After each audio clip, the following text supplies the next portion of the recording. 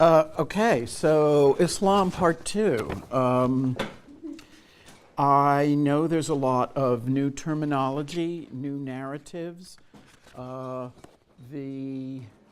things that I want you to keep in mind are what we're really going to focus on today, and that is the Islamic conquests, which certainly take place partly because of religious motivation, but nevertheless are not accompanied by some fanatical desire to convert the world.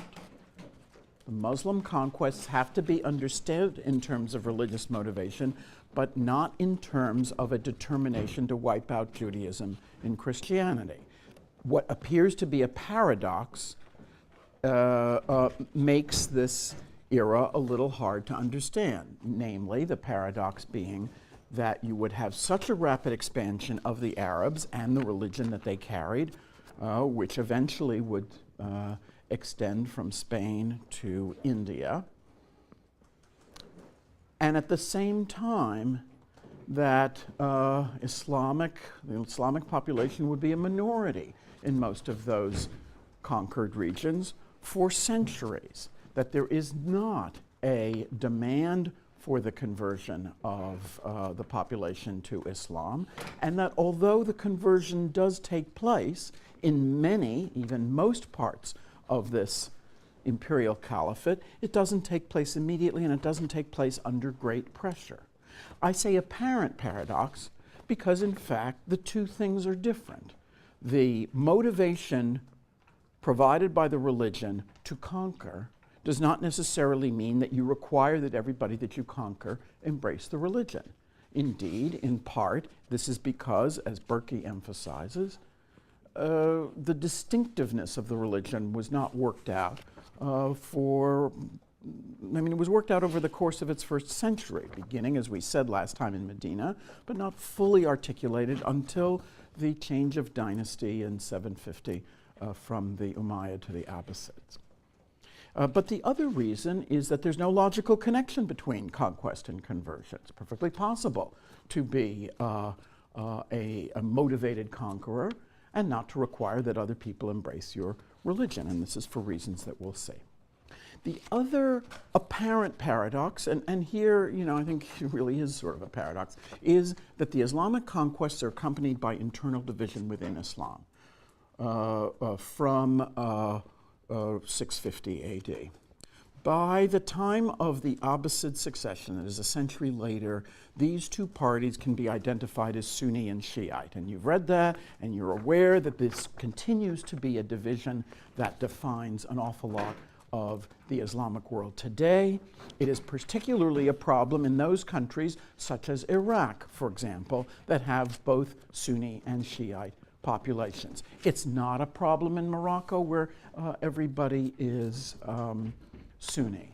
And it is less of a problem in contemporary Iran, where a very large majority is Shiite. But it is a problem that defines both Islam as a religion and the politics of many countries to this day. And so one of the things we have to talk about in a lecture entitled Islamic Conquest and Civil War is the origins of this split within Islam. The paradox is that the conquests keep on going even while it would seem that religious unity is falling apart. Now, as you remember, I hope, after Muhammad's death there was no clear succession. He didn't have a son, and it wasn't clear what anyone would succeed to. If he was the seal of the prophets, then you couldn't succeed to prophecy. Was he a religious ruler? Was he a military ruler? Was he a judicial arbitrator? His father-in-law, Abu Bakr, who we saw was one of the first of his followers, was elected caliph. Caliph meaning successor, simply. The succeeding to what was not defined, but to some kind of combination of religious and secular rule. As we said last time, religious and secular rule are in a fundamental way, not separated in Islam, although as we're going to start to see, and as you've read, there are some ways in which they do start to separate out, particularly in the later, in the Abbasid period. Abu Bakr was elected, that is, the followers of Muhammad, the people who were thought to have the, some sort of original religious authority, elected him. His rival was Ali. Ali, the cousin of Muhammad and the son-in-law at the same time of Muhammad. Ali had married Fatima, the daughter of Muhammad. But this election was not recognized by many of the tribes that had regarded their loyalty to Muhammad as personal loyalty to Muhammad, not to some institution and not to some permanent coterie of caliphs or successors. So they refused to recognize Abu Bakr's authority, and there ensued what's called the Ridda, R-I-D-D-A, or apostasy, where the tribes rejected the authority of Abu Bakr, and Abu Bakr militarily compelled them back into submission or recognition of his authority. Abu Bakr ruled for less than 2 years, but he had already started on a key aspect of the Ridda, the apostasy, and that is turning the resistance to the apostasy into a war against external enemies. In other words, the energy, the military energy that had to be devoted to bringing these tribes back in, once they were brought in, was continued to turn their military energies outward. And outward means to the north, out of the Arabian desert, and to the direct north and slightly northeast, meaning Persia, to the northwest, meaning the Byzantine Empire. And already under Abu Bakr, it was discovered that the Byzantine Empire and the Persian Empire were hollowed out, and that what began as raids to keep these discontented tribes happy with a spot of plunder turned into a conquest. And as success breeds success, and I don't think there's any more dramatic lesson of that cliche, the ambitions of the conquerors changed very quickly. Well, the ambitions of the raiders changed very quickly from booty to conquest, from plunder to expansion of territory. Remember that the Persians and the Byzantines had fought each other, that in 626 Persia besieged Constantinople unsuccessfully. 626, 4 years after the Hijra. So from the Islamic, Muslim, Arab point of view, the timing was great. These two great empires had exhausted each other militarily and to some extent spiritually as well. In 634, in other words, 2 years after the death of Muhammad, the city of Damascus fell to the Arabs. Damascus, a capital of Byzantine Syria, indeed one of the oldest cities in the world, mentioned in the Bible, in the Old Testament of the Bible, extremely important center of government, commerce, and religion, fell. The Byzantine Empire was defeated near Jerusalem. Abu Bakr died in 634, and again, Ali was passed over in another election in favor of another companion of Muhammad, Omar, another one of those original followers that we mentioned in the last lecture. Omar would rule from 634 to 644, and he was a startlingly effective ruler. In the 10 years of his caliphate, the Arabs conquered the Persian Empire entirely. An empire that had lasted for centuries, that had been one of the great world empires, collapsed and was taken over by Islam, by the Arabs. The Byzantine Empire didn't completely collapse, but in this period it lost Syria, Palestine, and then its richest agricultural province, Egypt. Alexandria, the capital of Egypt at that time, surrendered in 642. We can list the factors that favor the Arab conquest, though they're mostly sort of favorable soil, as it were, not the plant itself. Weakness of Persia and Byzantium, I've already mentioned. A mastery of desert warfare. We'll sort of see this a little bit with the Vikings at the end of the course. There are peoples who have been able to take advantage of an adverse environment that they are able easily to swim through, travel through, and that a less mobile adversary cannot deal with. So the similarity between the sea and the rivers of Europe and the desert of the Near East is that you can pick and choose your battles. You appear off the coast, there's an army there, we'll just go back and then we'll raid somewhere else. The same is true of the desert. You appear out of the desert where the urban dwellers cannot easily field an army, and you discover that there's nobody defending the city, and you take it. Or you discover there is somebody defending the city, you go right back into the desert, they can't pursue you there, and you pick somewhere else. So the mastery of desert warfare is in part a question of mobility and the ability to move in the desert freely, easily. Another aspect of the weakness of Persia and Byzantium is the discontent of their religious minorities. Persia was ruled by a Zoroastrian elite and had other religious groups that felt, if not persecuted, at least discriminated against. And as we've seen, the Byzantine Empire had a substantial Monophysite population that were persecuted by the Orthodox.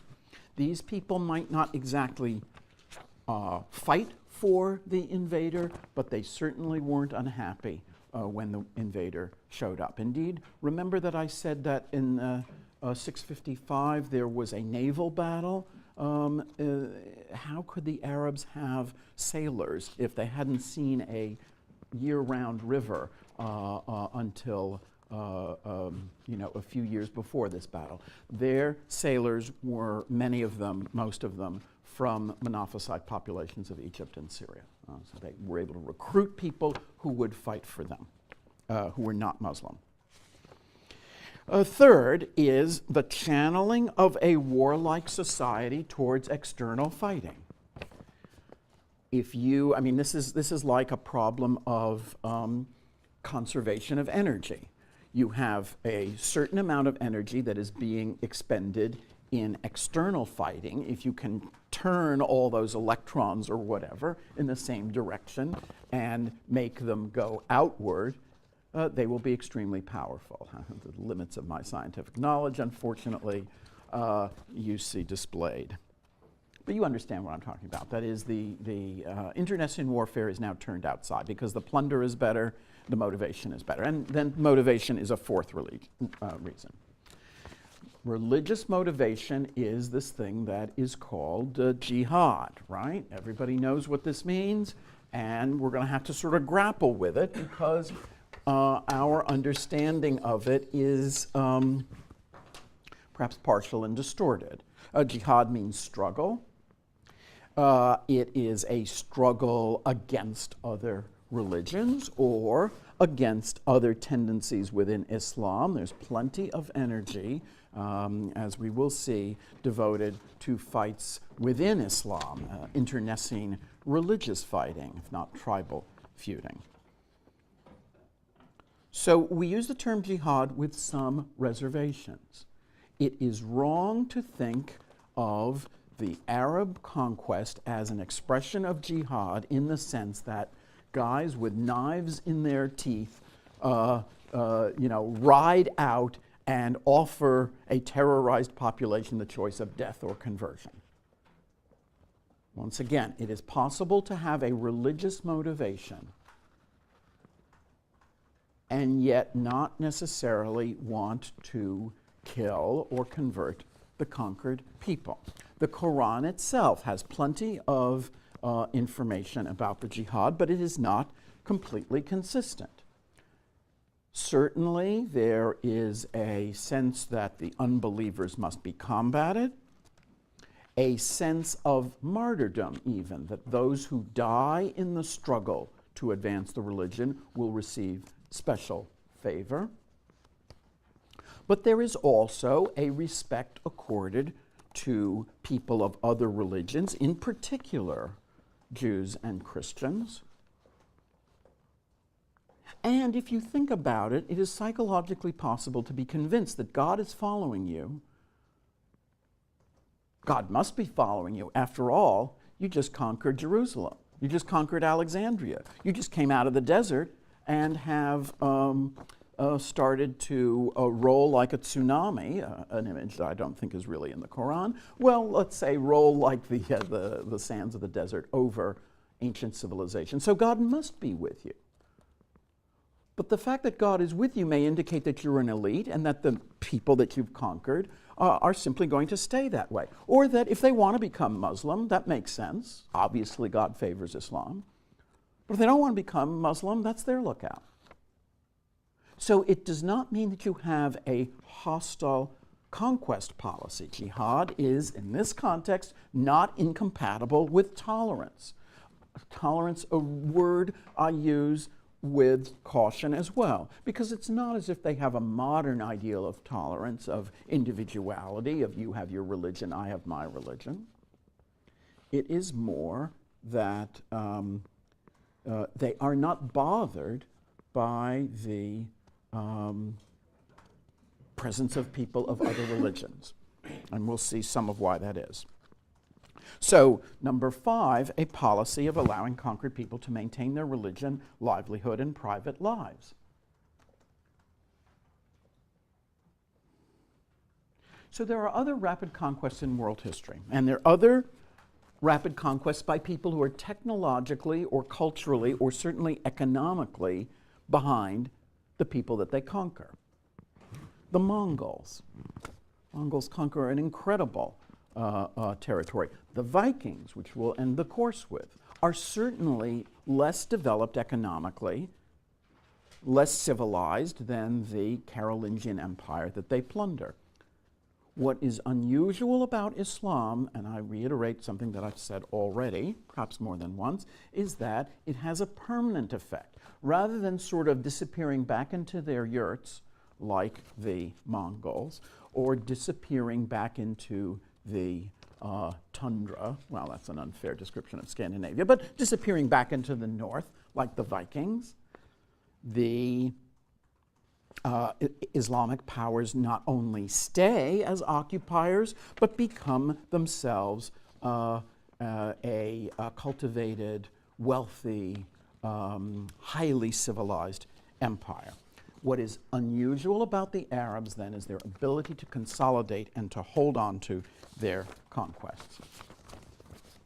Okay? I think I said before there are 3 startling things about Islam: the career of Muhammad, the rapidity and extent of the conquests, and this business of the cultural adaptability, the consolidation of the Arab conquerors.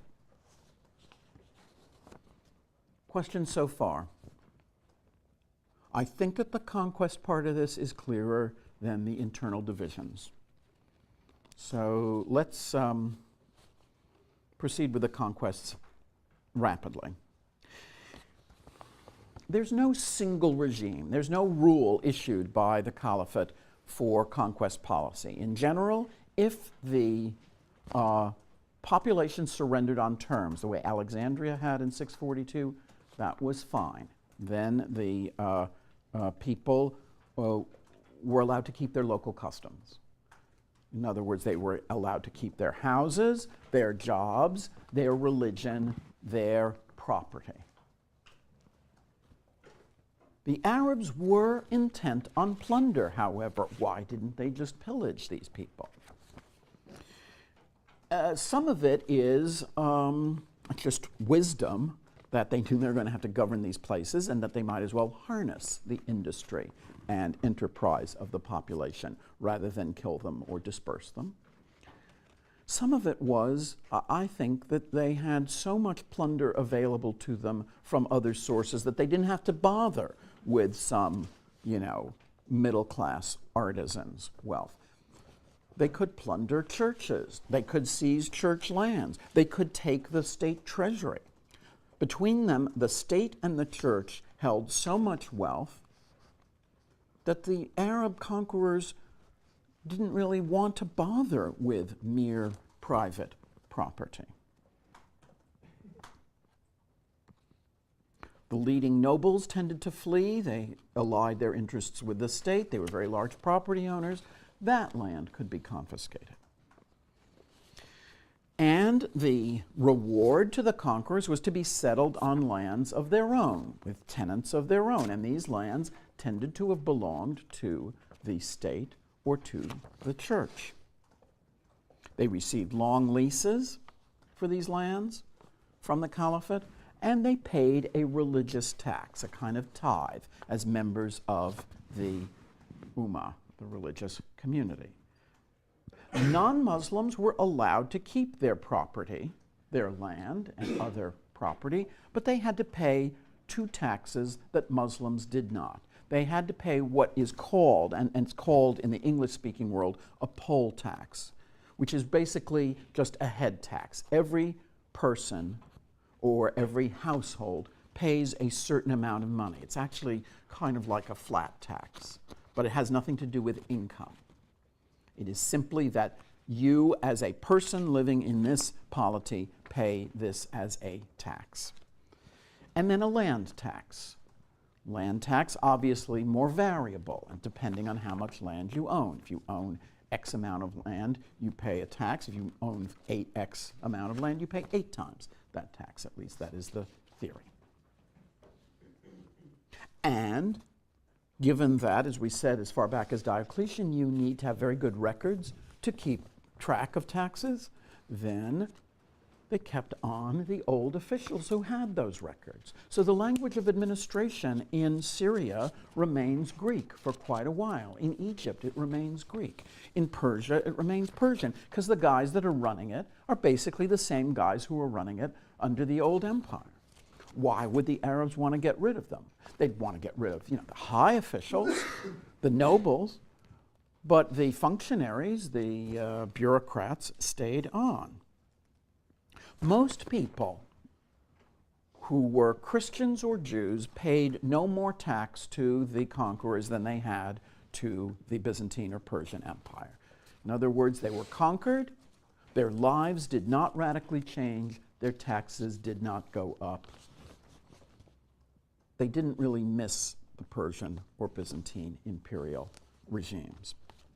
The question, however, is why are the Arabs so tolerant? And this surprises people who assume that Islam has always been spread with a kind of totalizing militancy. In fact, for a time, the conquerors didn't encourage conversion because you can see the consequences of conversion for taxation. If 80% of the population is Jewish and Christian, then 80% of the population is in a high tax bracket. If you are running things, it's to your interest that they not convert to that very low 10% tax bracket, or whatever the zakat, the religious tax is. Go ahead, have fun. It's Sunday, well, go to church. Don't bother me. Pay your taxes, would be a fairly common attitude on the part of the conquerors. And of course, there's a respect for Christianity and Judaism that I've already mentioned. Some of it is confidence that eventually people are just going to see that Islam is more successful.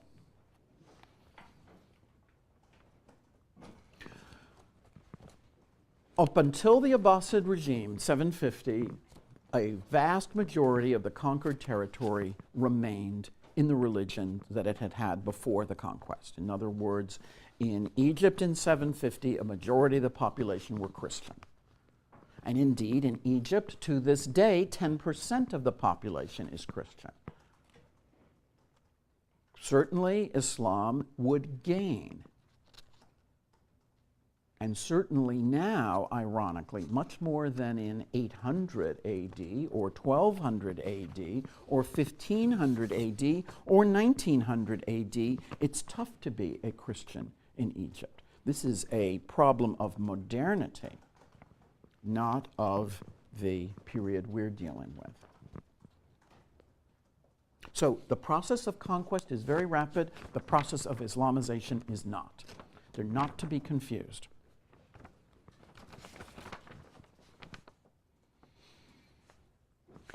Amidst all these triumphs, the Caliphate experiences divisions that culminated in a civil war between 656 and 661. And this begins, or the origins of it seem to be the murder of Caliph Omar in 644. He was murdered by a Persian Christian. So it's not a Muslim assassination, but it ushered in another disputed election, and Ali, poor guy, presented himself yet again as the successor of Muhammad. And again he was defeated, this time by Uthman. Uthman, along with Abu Bakr and Omar, we mentioned him as one of the original followers of Muhammad. Uthman was a member of a prominent clan, the Umayyads.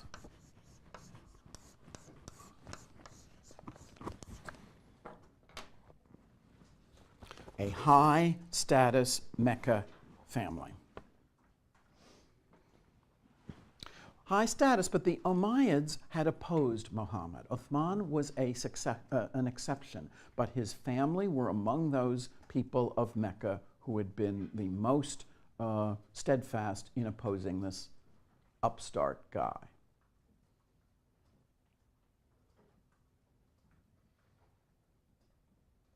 So to some, especially the followers of Ali, Uthman appeared to be a representative of a not really staunch Islamic family. They were not fervent new followers. Why was Ali passed over so many times? That's not clear. Here again, we're in a very controversial area in which a lot of later tradition elaborates reasons for things that may not have anything to do with what the reality was in 644. You start to have pro-Ali parties or traditions. This is what would become the Shiite party, and pro-Umayyad or pro-Caliphate traditions, that of the Sunnis, neither of which is completely to be relied on because obviously they are biased. Under Uthman, the pace of conquest continues. This naval battle in 655 took place, the Battle of the Masts, in which the Byzantine navy was defeated by the Arab navy. This meant that islands in the Mediterranean start to fall to the Arabs. Cyprus was conquered in 649, Rhodes in 654. Meanwhile, in the former Persian Empire, the eastern part of Iraq, tending over towards Persia, was conquered in 651, 653. Armenia, north and west of Persia, east of Anatolia, the area where the earthquake was recently, was conquered in 653, 655. But Uthman was particularly disliked by much of the population.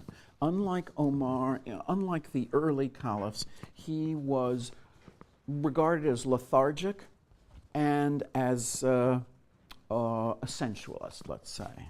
Lethargic and profligate, a lover of luxury, a monarch rather than a leader, a corrupt ruler.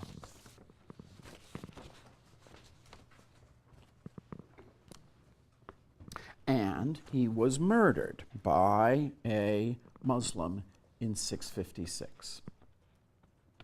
Here we have the first assassination of a caliph by another member of the faithful. And Ali was proclaimed as caliph. The problem here is that Ali was proclaimed caliph by the people who had assassinated Uthman, or at least he was perceived as taking the title from the bloodied hands of assassins. Whether he knew in advance of the plot against Uthman is doubtful,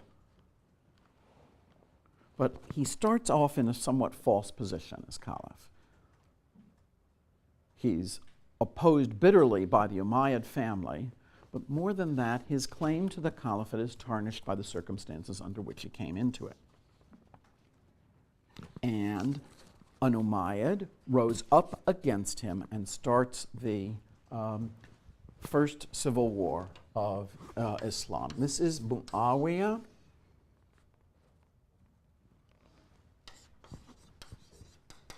the governor of Syria, who revolts in Damascus and leads a party against Caliph Ali. In fact, this gives rise to a militant group of people who hate both claimants. Ali is assassinated and Muawiyah is wounded. So Muawiyah survives, but the tendency within Islam to dispose of enemies by violent means has been sanctioned by the events of this period. So 661, the civil war is over. Muawiyah moves the capital from Medina to Damascus. He establishes the Umayyads as a dynasty, and they would rule as caliphs until 750. What does this move from Medina to Damascus mean? It certainly is part of the de-Arabization of the definition of the caliphate. Damascus is not an Arab city, at least in its origin. It was part of the Byzantine Empire. It is more centrally located than Medina in terms of administering the empire. It's also more cosmopolitan. It has a lot of different kinds of people. So the move is away from the Arab heartland to a place where the population is not necessarily Arab. It is part of the transformation of the caliphate from what we would call religious leadership to that of a kind of monarch, king. The caliph lives in a city, he lives in a palace, he has an immense entourage. The days of the tents in Arabia or of quasi-nomadic followers of Muhammad are definitively over with the defeat of Ali. Defeat, but it's not a complete defeat. Shia means party, or to its opponents, faction. And for a long time, the Shiites are like the perpetual losers who cannot at the same time be eliminated. They are a minority within Islam. They are at various times seemingly overwhelmed by the wealth, armies, power of the caliphs, but they never go away and they never abandon their claims. They form thus a permanent dissenting group within Islam. What is the nature of that dissent?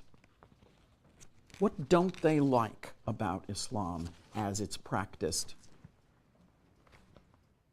by the majority? Any sense of that from this admittedly busy reading? it's key that you understand what Shi'ism is and what its grievances are. Spencer. They reject the Caliph as a religious. They reject the Caliph as a religious figure. Do they reject him because he's not the descendant of Ali? Partly, right? I mean, part of this is a succession question. They reject the Caliph because he's illegitimate. So it's kind of like a dynastic question. The only real caliphs, and they don't use the term caliph, they start to use the term imam, as you've read. The only real religious leader is not the guy sitting in Damascus in his palace with the plish-plashing of fountains and, scented perfumes everywhere. But to what extent do they reject the caliphate as such, apart from the dynastic question? How would you describe Shiite political theory?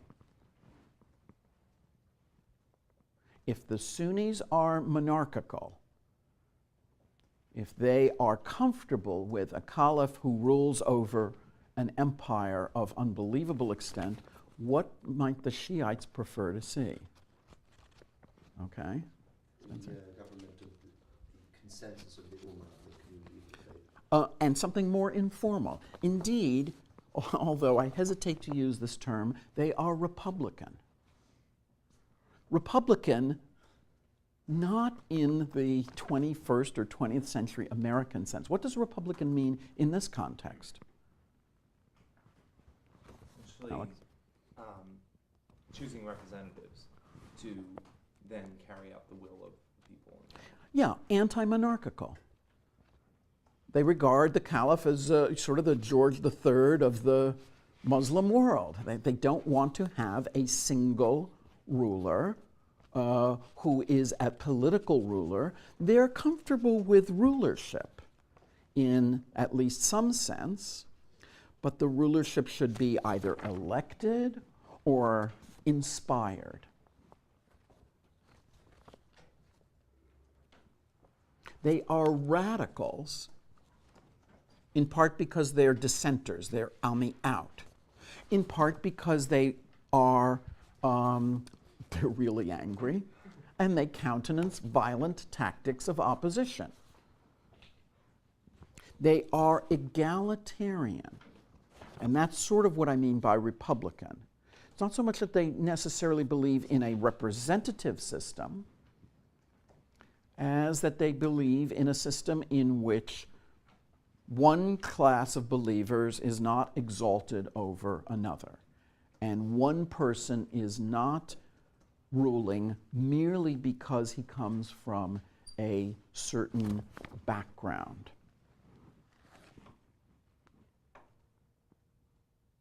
Now, what happens when religious movements are frustrated? That is, when they are objects of repression, because indeed the Shiites were not particularly tolerated by the Caliph.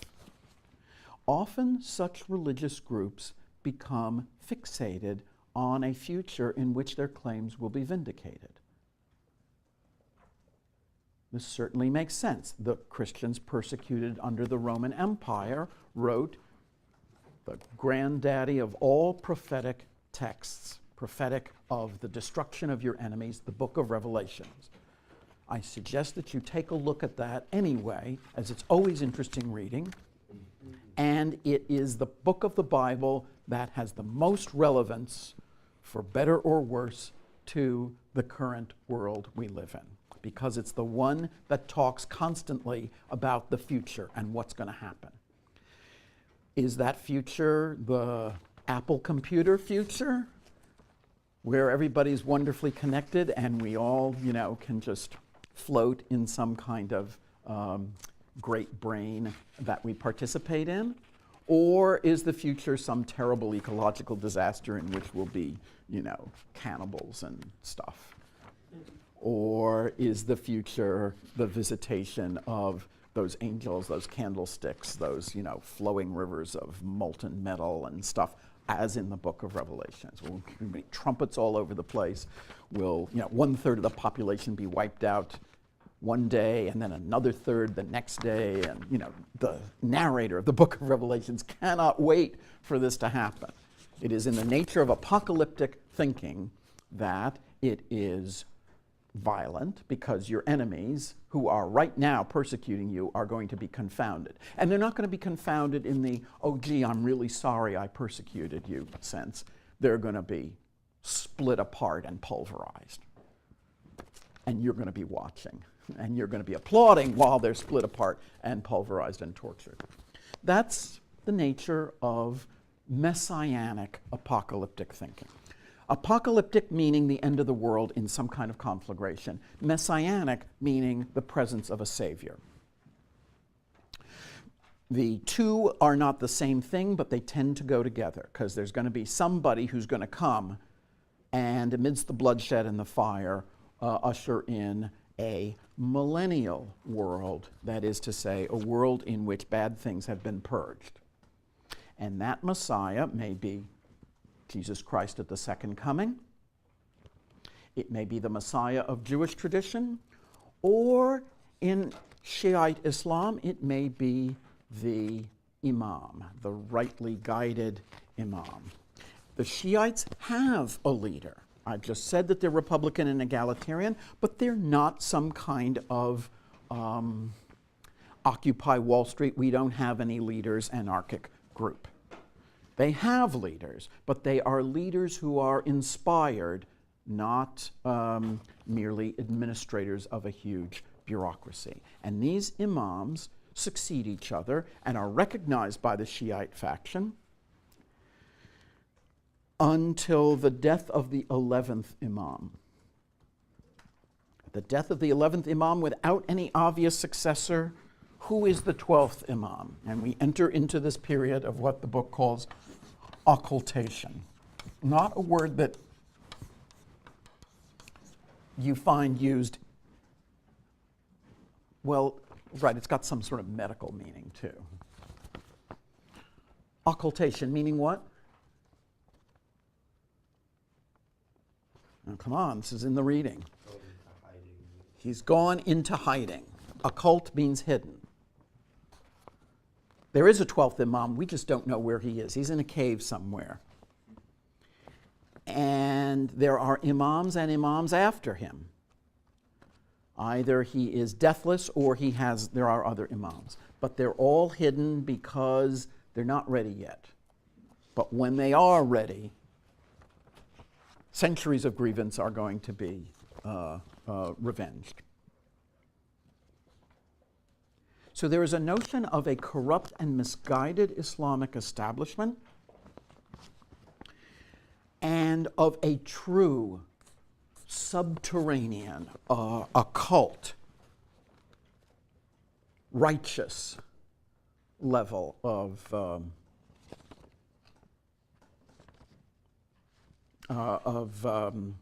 the practice of the religion. So Shiism tends to apocalyptic thinking, to prophecy.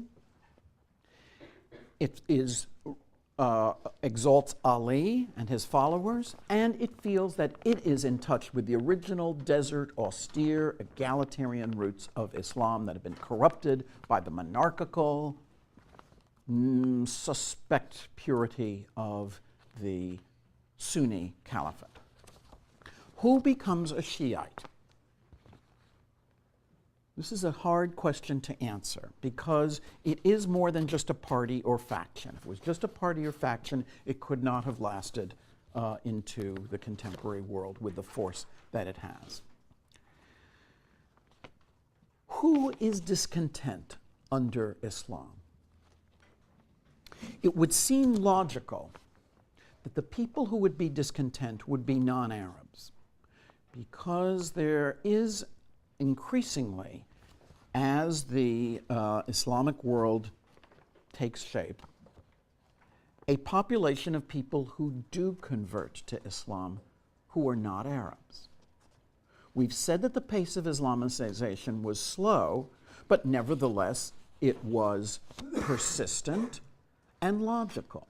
It's logical that people should have converted to Islam, not only because it is a religion that, to this day, attracts lots of converts because it has a religious appeal, and as I have argued, it's a doable religion.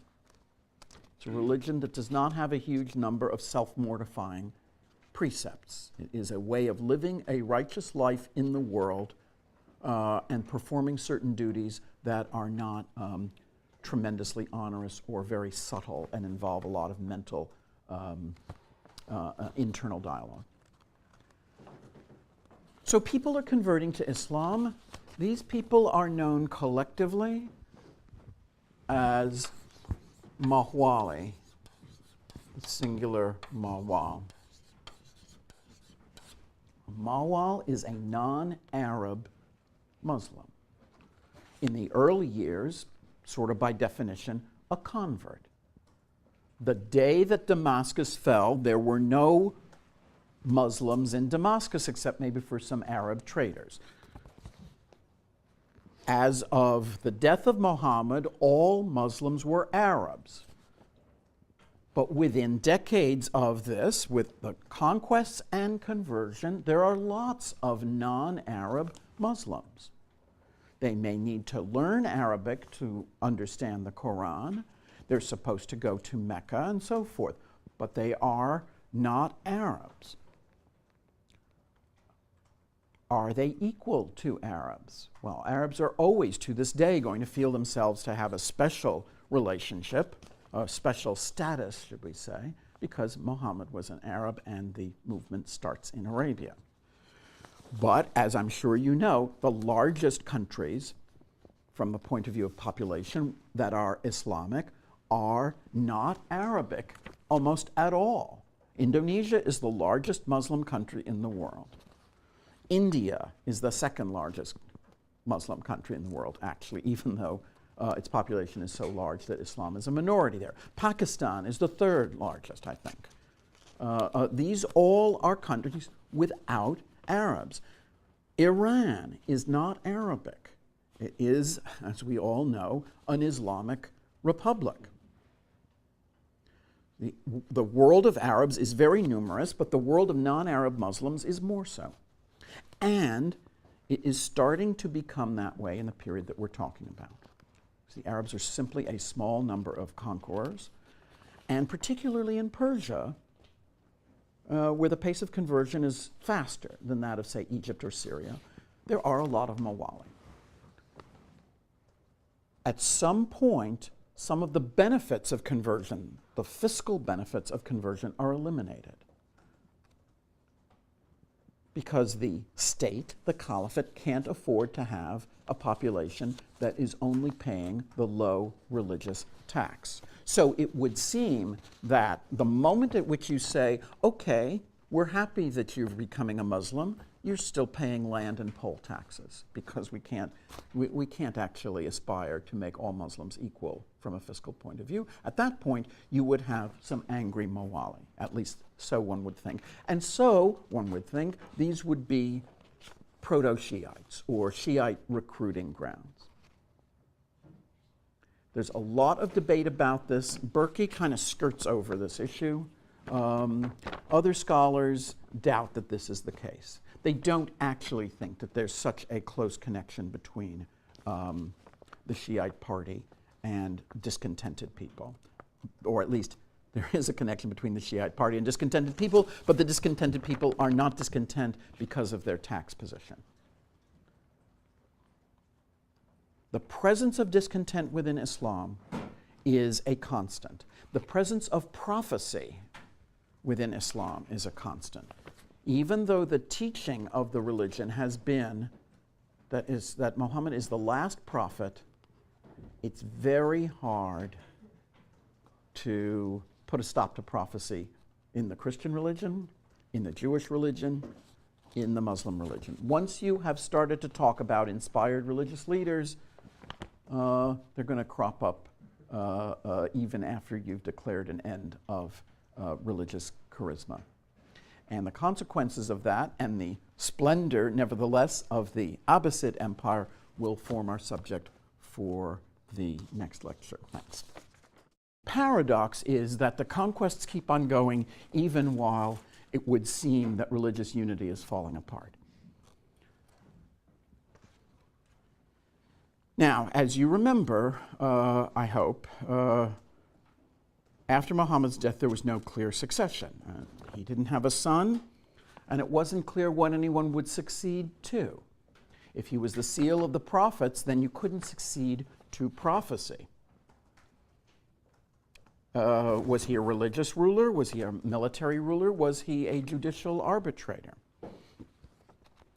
His father-in-law, Abu Bakr, who we saw was one of the first of his followers, was elected caliph. Caliph meaning successor, simply.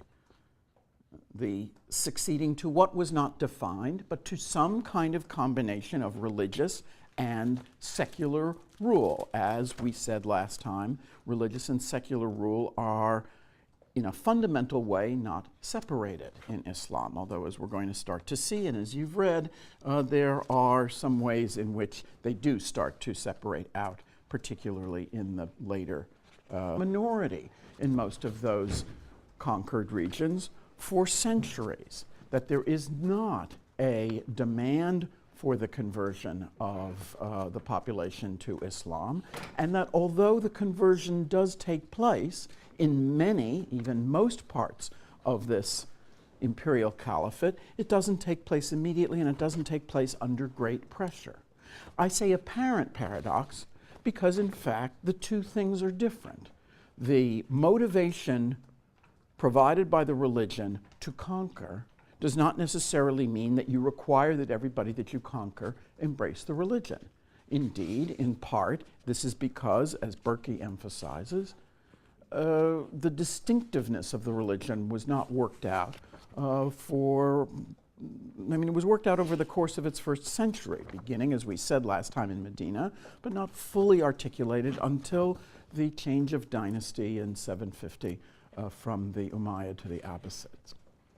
But the other reason is that there's no logical connection between conquest and conversion. It's perfectly possible to be a motivated conqueror and not to require that other people embrace your religion.